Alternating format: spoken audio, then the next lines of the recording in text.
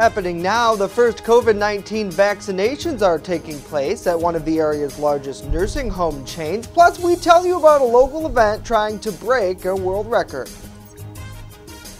Well, the sun is peeking out through parts of the afternoon today, but big changes are on the way for Christmas Eve and Christmas Day. I will tell you about it next. The news. Live and on demand, this is WNY News Now. And thanks for joining us for WNY News Now. I'm Justin Gould. A huge push to vaccinate residents and employees against COVID-19 is underway at one of the area's largest nursing home chains. Lisa Haglund, president and CEO of Heritage Ministries, says by the end of the week, around 300 residents and 200 employees at the company's skilled nursing facilities in Chautauqua County will be vaccinated. Haglund says the vaccine is not mandatory, but many residents are opting to take it with hopes they can eventually see their families in person again. We want to make sure that every resident understands their rights and that we're advocating. And I will tell you, so many of them just want to see their family. Anything that will give them a glimmer of hope and protection. Now, Heritage is working with CVS Pharmacy and the Chautauqua County Health Department to facilitate the process. Vaccine technicians visit Heritage facilities to administer the first dose, with each resident monitored for 15 minutes after the shot. Haglund says currently they're administering Pfizer's vaccine, but do expect to receive Moderna's in the future. Once the process is complete, Haglund is hopeful some visiting restrictions could be lifted. Assisted and independent living facilities are expected to begin vaccinations once they're prioritized by state health leaders. Well, 54 new cases of COVID-19 were reported in Chautauqua County today. In an update to the County Health Department's COVID-19 dashboard, health leaders say there are now 377 cases active. Of the new cases, 22 are here in Jamestown, with 114 active in the city. The current 7-day average percent positivity rate is 7.1%. Now, since the outbreak started, there have been more than 3,000 cases of the virus, with more than 2,600 recovering and 26 reported deaths. Well, Americans may be getting one less package this holiday season.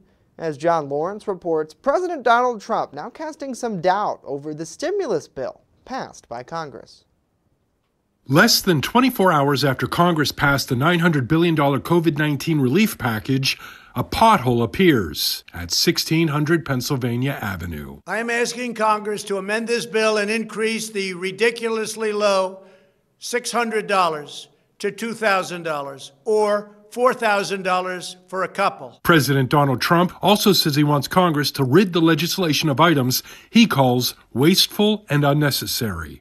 But some of the president's complaints about provisions, like international funds, are part of the omnibus spending bill, not the COVID relief bill. He has put Republicans in a bad spot who voted for this bill and Americans who are expecting checks, albeit these are not huge checks. The president's message is getting support from two of his longtime political foes.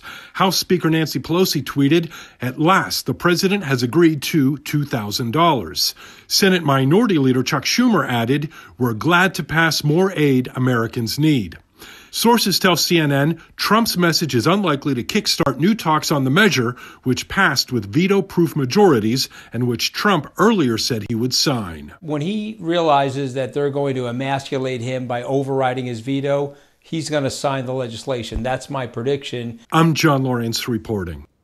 John, thank you. Tomorrow, House Democrats will attempt to pass a bill to increase stimulus checks, but that effort can be shuttled by one single member. Government funding, meanwhile, runs out next Monday. Well, a locally owned wine retailer is trying to break a world record this holiday season and give back to the community in the process. Sam Whitmore, owner of Bag and String Wine Merchants in Lakewood, is partnering with the Robert H. Jackson Center this New Year's Eve by hosting a wine tasting event where Whitmore plans to break a world record by hosting the largest virtual event of its kind. Now, during the event, Whitmore will discuss the 6 styles of sparkling wine and the regions that they're from.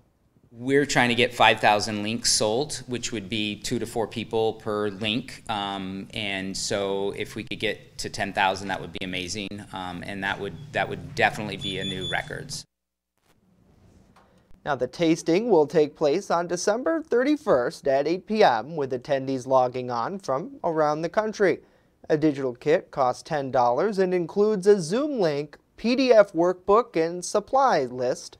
Those interested in learning more or signing up should visit bagandstringwine.com. A significant portion of the proceeds will go to support the Jackson Center. Well, we thank you for joining us for WNY News Now, and we hope you and yours are getting ready for a very Merry Christmas, as tomorrow is New Year's Eve. Let's check in with the comments now and say hello to Brenda, Bruce, Lori, good to see you. Good to see Barbara, Dan, Chris, Scott, Jennifer, Wendy, and Maurice as well. Hopefully all of you are having a great day. Let us know what you think about these stories and more in the comments down below. Certainly a lot happening amid what normally is actually, historically speaking, a pretty slow time for news, and this year has been very, very different, that's for sure. One thing, though, that never changes, Chief Forecaster Dakota Hunter, who is standing by in the First Defense weather wall. Dakota, you got a headache or something? What's going on? You're a week ahead of yourself, Jay. What did I say? You said tomorrow is New Year's Eve. It's Christmas Eve. Oh, I'm sorry. It's because the story was about New Year's. I'm sorry. Yes, clarify. Tomorrow is Christmas Eve. I could have swore I said Christmas Eve, but the bag and string, that's happening next week, not Christmas. Yes. Yeah, that's correct. I know that for sure. I was standing on the wall dying, trying not to laugh while you were talking, but I was just like, sometimes I guess we all are just looking forward to a little R&R. I know. Maybe something a little else too. Hey, I'm just telling you. When I went and did that story in Lakewood yesterday, I did not leave empty-handed. Ooh. Let's just say. Uh-oh. Anyway, we'll just move on from that. It's going to be one fun night at the Cool Complex. Exactly. Anyway, speaking of this, this is how you started the morning in Randolph this morning. Jay sending this in. Jay hasn't, I'm not a morning drinker. I don't But it's drink. 5 o'clock somewhere, right, Jay? After work. Yeah, exactly. Work. After when he I'm leaves done here today, driving and going places, yeah. Yeah, exactly. This was in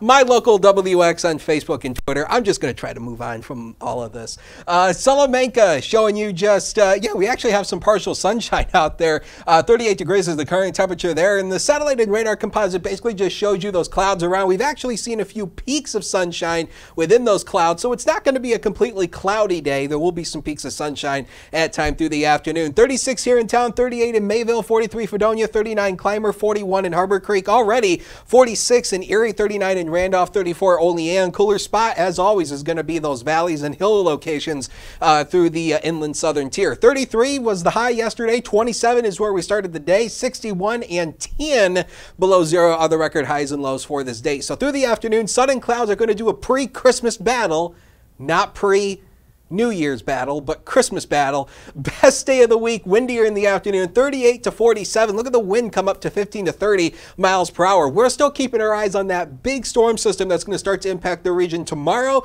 and lake effect snow for Christmas Day and Saturday. How much and where, we'll tell you in just a few. Justin? All right, Dakota, all eyes on that forecast. Thank you. Well, a former Western New York congressman serving time for securities fraud and lying to the FBI now has been pardoned on both of those charges. In a release from the White House press secretary, officials say President Donald Trump, at the request of many members of Congress, pardoned former Congressman Chris Collins. Collins, a Republican who used to represent New York's 27th congressional district, was sentenced to serve 2 months in federal prison after he admitted to helping his son and others dodge $800,000 in stock market losses when he learned that a drug trial by a small pharmaceutical company had failed. Collins has been serving time at a facility in Pensacola, Florida, and has since been released from custody. He was the first member of Congress to endorse President Trump's presidency. Well, more than 800,000 Americans have filed for unemployment claims last week. Today, the Labor Department said 803,000 people filed for the first time unemployment benefits. That's a slight decrease from the week before, but still pretty high, and another sign that the U.S. job recovery has run into some serious trouble. Now, new data comes after President Trump refused to sign the stimulus package by Congress yesterday, demanding more money in those stimulus checks. Now, according to the Washington Post, unless Trump signs the package, about 12 million Americans could lose their unemployment aid after Christmas. Well, straight ahead here, an important message for those of you who are still working on your holiday shopping this hour. But first, we catch up with a local representative who's recovered from COVID-19. Hear his experience next, as WNY News Now continues.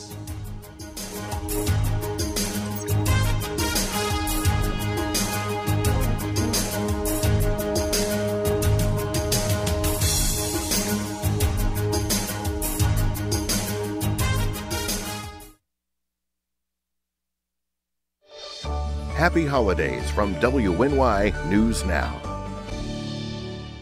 EagleZip.com is your local one-stop shop for all of your home and business computer needs. Located on Fluvan Avenue Extension, just outside of Jamestown, EagleZip.com sells and services all brands of desktops and laptops, as well as servers and network equipment for your business. All new computer sales include transferring your data from your old computer plus a 2-year warranty. Call EagleZip.com today. Stop by EagleZip.com today and let us make computers easy for you. I'm a survivor. I'm a survivor. I'm a survivor. Testicular cancer is the leading form of cancer in men aged 15 to 35. 1 in 250 men will be diagnosed with testicular cancer. But 98% will survive if detected early. As a survivor, I believe early detection is the key. Learn how to do a testicular self-exam and other important facts about testicular cancer at oneball4tc.com. Want weather now? Download the WNY News Now mobile app and stay up to date on severe weather alerts. Plus, anytime hazardous weather strikes, stick with the Southern Tier's only 24/7 streaming network that keeps you safe. You're all in a tornado warning, so now is the time to go to a safe place, small room, lowest floor, near the center, away from windows. What are you waiting for? Download the WNY News Now mobile app today. It's free in the Apple App Store and Google Play Store. Wishing you a safe and happy holiday season. WNY News Now, the Jolly Team, where coverage comes first. It is a truly very contagious virus. I can't tell you how we got it. A New York State senator who recently recovered from COVID-19 is reflecting on his experience with the virus. Senator George Borrello, who represents the state's 57th Senate District, says he's thankful he followed precautionary measures like wearing a mask because those who were in close contact with him all tested negative. While quarantined with his wife, Kelly, Borrello spent a lot of time thinking, reading, and researching. He says even after catching the virus, he still believes the governor's mandated closures outweigh the actual risks of COVID-19. New York State has the most draconian measures when it comes to the economic lockdown. And as of last Friday, we had roughly 6,100 people hospitalized in New York State, compared with Florida, which has no statewide restrictions of any kind, and they have 5,100 people hospitalized. The governor has now has his policies are revolving around how many people are in hospitals. And I get that. That's important. We don't want to overwhelm our hospital system. But if that's your measure, then these lockdowns and these draconian measures have yielded actually a worse result than the state of Florida that has none of it. And as for the COVID-19 vaccine, Borrello says he would like to be at the very end of the line, not because he doesn't trust its effectiveness, but rather he feels those most at risk should take it first. Borrello says after consulting with medical professionals, he believes he has some sort of resistance to the virus after contracting it. Well, more than 614,000 COVID-19 vaccine shots have been administered across the U.S. That data coming from the CDC. Operation Warp Speed also is estimating about 8 million doses from Moderna and Pfizer will be distributed just this week. But as Nadia Romero explains, there are new concerns about a mutated form of coronavirus that's spreading in the United Kingdom and could possibly come to the U.S. Health and Human Services Secretary Alex Azar and Dr. Anthony Fauci both got their first doses of COVID-19 vaccine on live TV Tuesday morning. As a symbol to the rest of the country that I feel extreme confidence in the safety and the efficacy of this vaccine. But just across the pond in the United Kingdom, people frantically packed trains to get out of London just a few days ago because of another lockdown and fears about a coronavirus mutation spreading in Europe, possibly already here in the U.S. When you have this amount of spread within a place like the UK, that you really need to assume that it's here already. It may not, and certainly is not the dominant strain, but I would not be surprised at all if it is already here. BioNTech's CEO says he has scientific confidence the current Pfizer-BioNTech COVID-19 vaccine will still work to fight against the new variant of coronavirus. There's a high likelihood that the vaccine response will be able also to inactivate this virus, because you have to consider that even though 9 amino acids are changed in this protein, 99% of the protein is not changed. Meanwhile, back in the U.S., anytime you're ready, political leaders and health experts getting the vaccine on camera, hoping to increase public confidence. It was exciting. I just couldn't wait, because it means that we have another tool in our toolbox. Masking, hand washing, social distancing. From Washington, I'm Nadia Romero. Nadia, thank you. Meanwhile, President-elect Joe Biden delivered a holiday message yesterday saying our darkest days in the battle against COVID are ahead of us and not behind us, and that we need to prepare ourselves to steel our spines. As frustrating as it is to hear, Biden says it's the truth. Well, high for the holidays? Cannabis sales ahead of Christmas and New Year's Eve are expected to surge this year. That's according to research from enterprise software company Acrona. The company believes that pre-Christmas cannabis sales will generate $400 million in the week leading up to Christmas Eve. Pre-New Year's sales are also expected to generate $81 million. They think males will account for 64% of those, and females make up about 36%. The most popular item is expected to be cannabis flower, followed by cartridges and pens, concentrates, and infused edibles. Well, 2020 has been a year like no other, and you can bet last-minute Christmas Eve shopping will look a little bit different too. You may see long lines outside of retail locations because many stores are limiting the number of people allowed in them at once. However, hours of operation on Christmas Eve at most stores will be similar to what they were last year. Most major retailers will close by 6 p.m. with a few exceptions. For example, Target locations will be open at 7 a.m. and shut down at 8 p.m. on Christmas Eve, 2 hours earlier than in 2019. Walmart, Kohl's, and Macy's will close their doors at 6 p.m. on the 24th. Now, hours may vary at stores like Costco, and senior hours may apply. Many locations are open from 9 to 5 on Christmas Eve. Well, certainly, hopefully, whatever you're doing this holiday, we ask you to do it safely, and please make sure throughout all of this to take some time to really enjoy what Christmas is all about, spending time with friends and family. That's certainly what I look forward to.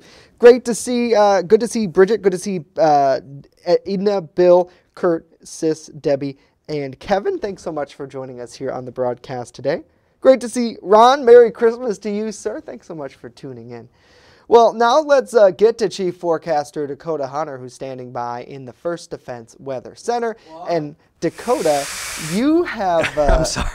Oh, I shouldn't do that. I'm so sorry. You have a very busy time ahead of you because I know yesterday you and Andrew were kind of planning out your coverage over the holiday because weather-wise, things are going to get pretty interesting over the next 48. Oh, yes, they are. And, you know, this is that same storm we've been talking about. So let's talk about this here. And I figured this was a great way to start because take a look at this. These are the top 5 snowiest Christmases ever, dating back to 1895. That's when records started being kept here.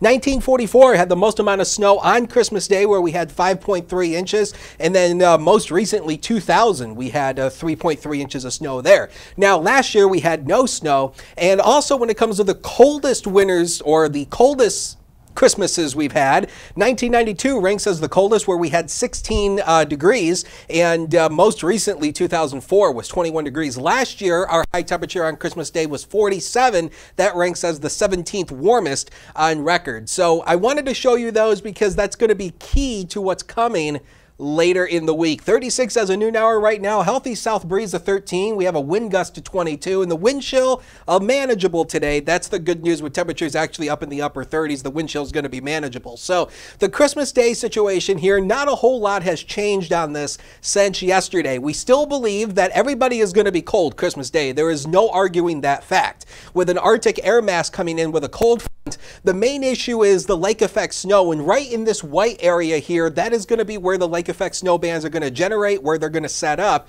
and throw their heaviest amounts of snow. So we still have this winter storm watch that is in place now for much of the southern tier, and also includes Warren and Erie counties in PA. The one for the southern tier ends at 1 p.m. Saturday. Warren County goes until 7 p.m. on Friday, and also 1 p.m. Saturday for Erie and Crawford counties in Pennsylvania. I do expect these to be upgraded to winter storm warnings and lake effect snow warnings, and or one or the other, either today or tomorrow. So on the satellite and radar composite, not a whole lot here. We're actually on the heels of a storm system that actually scooted out to our east. The main storm is right here. You can see all the snow up here in the upper Midwest coming up into the upper Great Lakes. This is going to be the storm system that's going to ride to our northeast tomorrow, and that is the focal point for our next rain and snow. So this is one of the computer models that we have on FutureScan. So we'll show you that nothing through the day today. Now tomorrow or overnight, we'll get into a few rain showers. The rain picks up especially through the morning hours tomorrow. Then it turns even more rainier and windier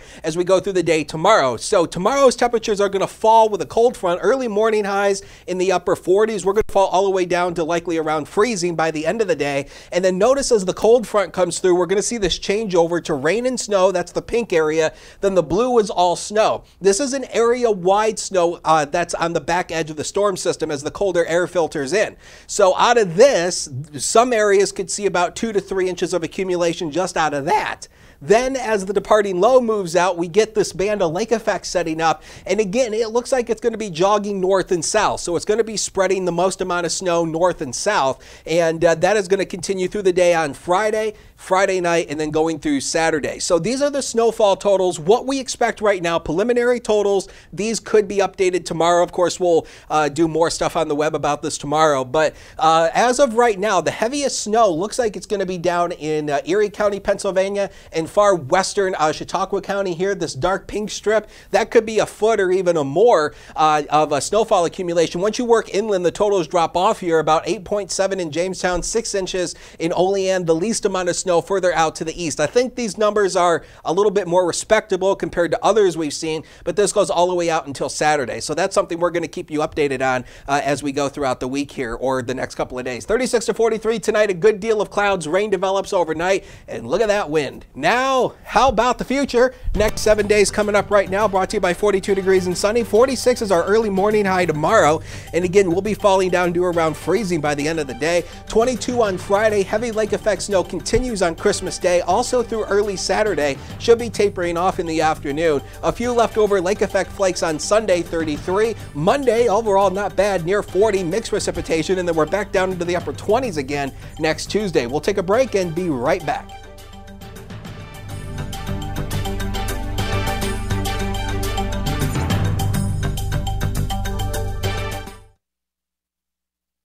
First Defense Weather is sponsored by 42 Degrees and Sunny, smokin' deals on smoking accessories. Learn more at 42degreesandsunny.com. That's 42degreesandsunny.com. Wishing you a safe and happy holiday season. WNY News Now, the Jolly Team, where coverage comes first. There's an old saying, there's no news in the newsroom. Well, it's true. The time I spend at the anchor desk is just part of my day. Most of our time is spent gathering stories in the community, stories that matter to you. We can't do it alone, and we need your help. When you see breaking news or have a news tip we should know about, drop us a line on Facebook today, email our news desk, or call our newsroom at 488-7226 so we can bring those stories straight back to you. Slow down. Slow down and move over. Move over. When you see signs, Lights. Vests. please give us some room. Slow down. Slow down and move over. When you need help, It's our job To help you. to save you. despite the danger. This danger is real. Do your part. Please Slow down. Slow down. And move over. move over. Happy holidays from WNY News Now. And finally here today, the COVID-19 pandemic has proved to be a formidable foe, but it hasn't stopped one Falconer Central School District teacher from ensuring students with special needs continue to gain confidence.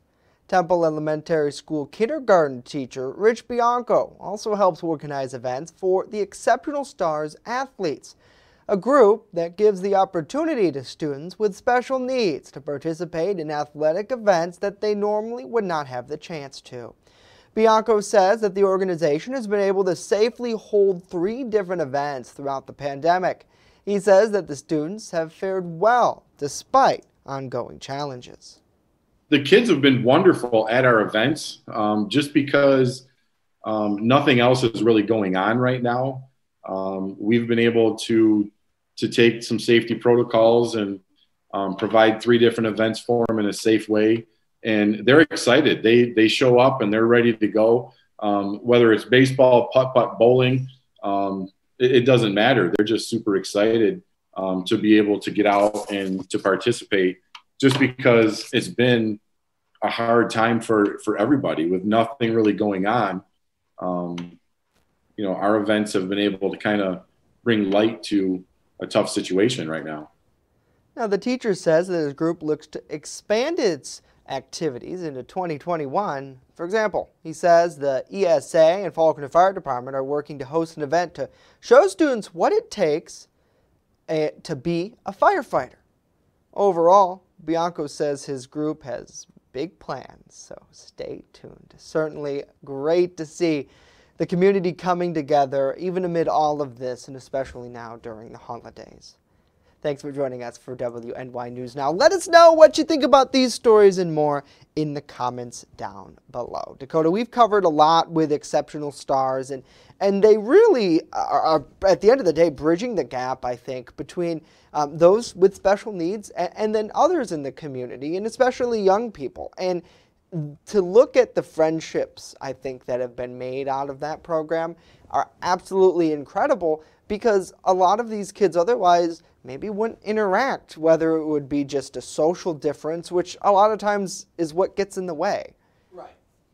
And it's like, I think probably one of the best things is, well, I think being the firefighter and actually, Like telling kids how to be a firefighter. It's like, I know a couple of people who actually are firefighters and, EMTs. And I can tell you from what they've told me, it's definitely not an easy job. People think it's all easy, but it's really not when you get into the nitty gritty of their job. And, being in the weather business, we work closely with first responders, obviously, because during a weather disaster, in many cases, the first responders are the first people there. Right. And, we've heard a lot of interesting stories from EMTs, from going into, damaged areas after hurricanes and severe weather. And it's just, I don't know how they do that. Yeah. And I can't wait to see what future events they can hold together, and I think just give that knowledge, and that's really amazing to see at the end of the day. Great to see Drew, good to see Mark, good to see Bessie, Cassandra, and Kathy as well. Let us know what all of you are doing down in the comments. What are you doing today, pre-Christmas Eve? And you probably want to get your errands done today, I imagine, Dakota. Because things are going to be changing into tomorrow. I know you talked about it a lot during your full weather. And again, to remind people that if they need to get that updated forecast, they can do it on our mobile app and online as well over the next couple of days, because you'll definitely be on top of that. We also want to remind people that this is our last show of the week today.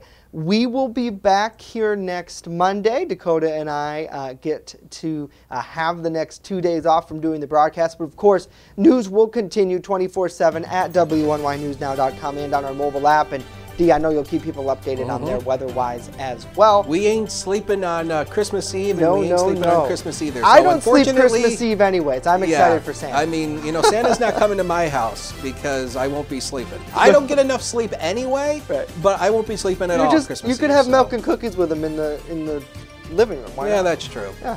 He better be wearing his mask, though. Right. Oh, yeah, he will be. And he's pardoned from travel advisors, too. That's what I heard. So that's good. All right, well, that's it. We'll see you guys next Monday. Merry Christmas to all of you. Thanks so much for tuning in today. Have a great, happy holiday. Merry Christmas.